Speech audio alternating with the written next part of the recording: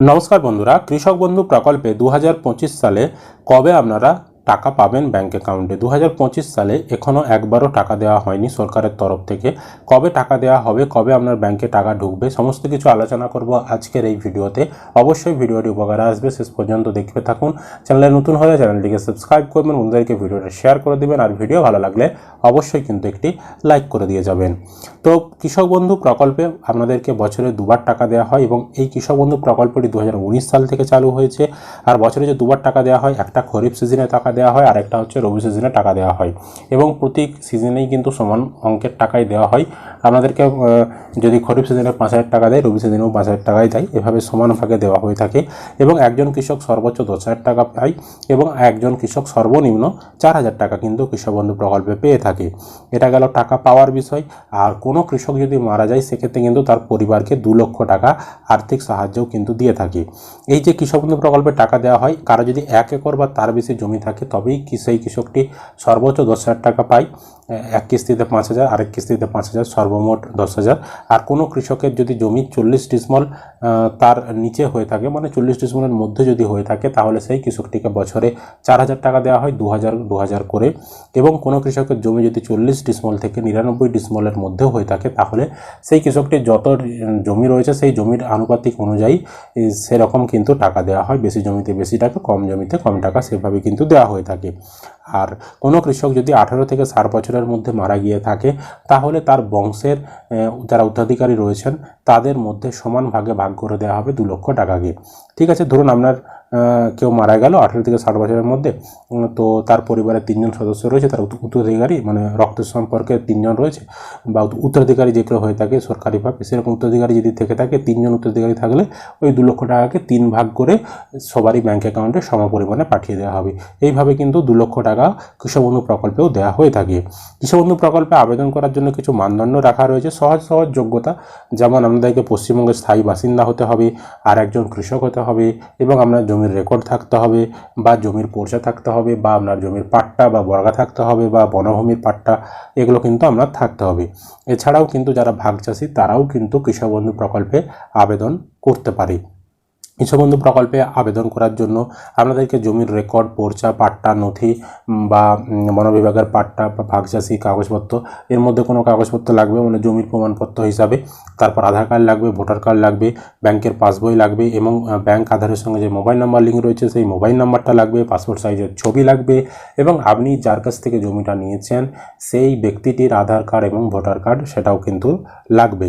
আর কৃষক বন্ধু death benefit প্রকল্পে অর্থাৎ 2 লক্ষ টাকা পাওয়ার জন্য যারা আবেদন করতে চান তাদেরকে কি লাগবে না, যে কৃষকটি মারা গেছে তার ডেথ সার্টিফিকেট লাগবে, যে কৃষকটি মারা গেছে তার পরিচয়পত্র, ভোটার কার্ড, আধার কার্ড লাগবে, এবং যারা টাকা পাওয়ার জন্য যারা উত্তরাধিকারী রয়েছেন, যারা আবেদন করছেন, তাদের ভোটার কার্ড, আধার কার্ড, ব্যাংকে কাগজপত্র লাগবে, এবং তাদের যে ওয়ারিশন সার্টিফিকেট যেটা পঞ্চায়েত থেকে দেবে, সেই ওয়ারিশন সার্টিফিকেটটা ভিডিওর ওয়ারিশন আবার নিতে হবে, এবং ভিডিওর ওয়ারিশনটা আপনাদেরকে দিতে হবে। এবং একটি ফর্ম পাওয়া যায় যেটা কৃষি অফিস থেকে সংগ্রহ করে, সেই ফর্মটা আপনাদেরকে পূরণ করতে হবে কৃষক বন্ধু ডেথ বেনিফিট প্রকল্পে 2 লক্ষ টাকা পাওয়ার জন্য।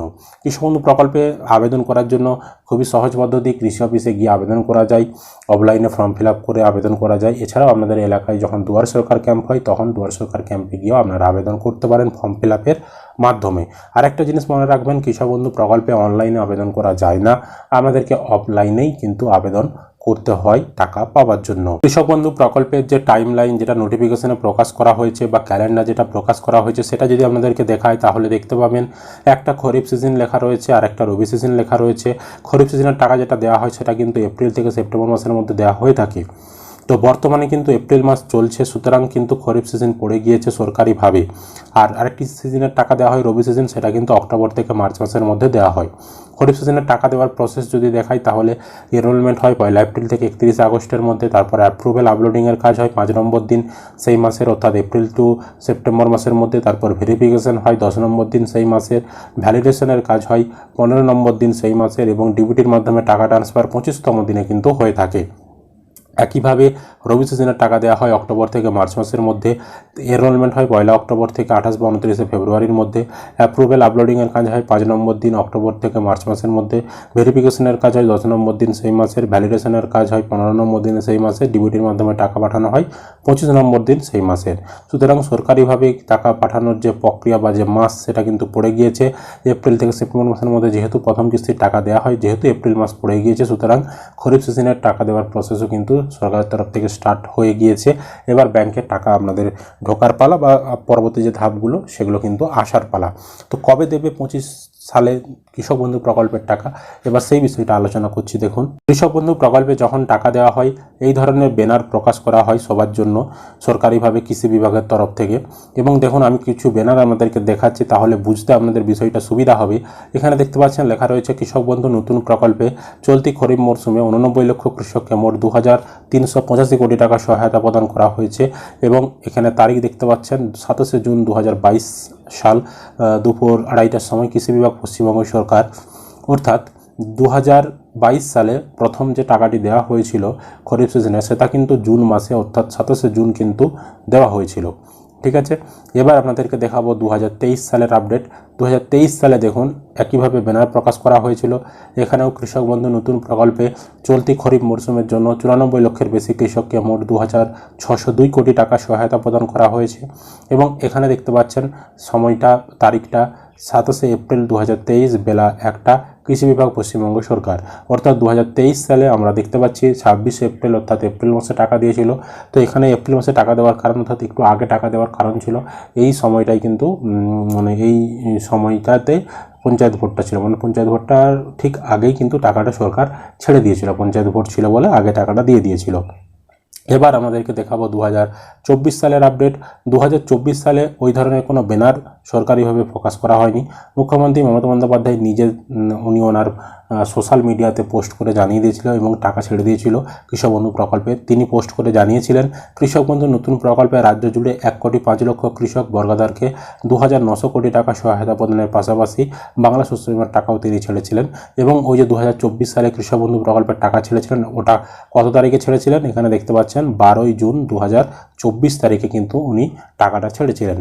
তার মানে আমরা যে জিনিসটা বুঝতে পারছি, 3টা সাল আপনাদেরকে দেখালাম। 22 সালে দিয়েছিল জুন মাসে, 23 সালে দিয়েছিল এপ্রিল মাসে, 24 সালে দিয়েছিল জুন মাসে। এবং আমরা যদি তারও আগের সালগুলো দেখি অর্থাৎ 2022-এর আগে 21, 20 এই সালগুলোতেও আমরা দেখেছি প্রথম যে কিস্তির টাকাটা দিয়েছিল খরিফ সিজনে সেটা কিন্তু 6-এর মাস অর্থাৎ জুন মাসেই দিয়েছিল।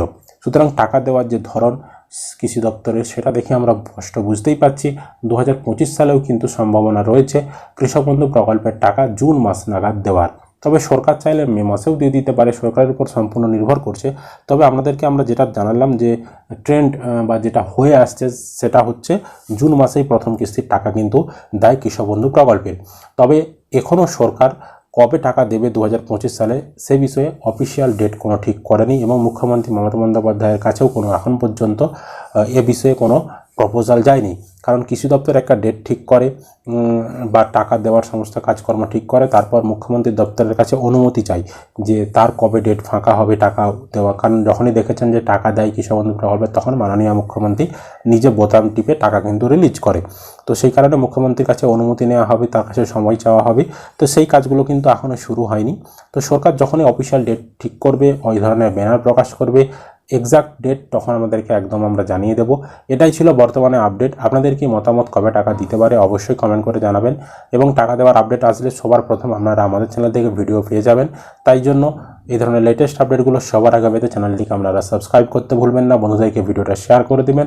ভিডিও ভালো লাগলে অবশ্যই লাইক করে দিয়ে যাবেন।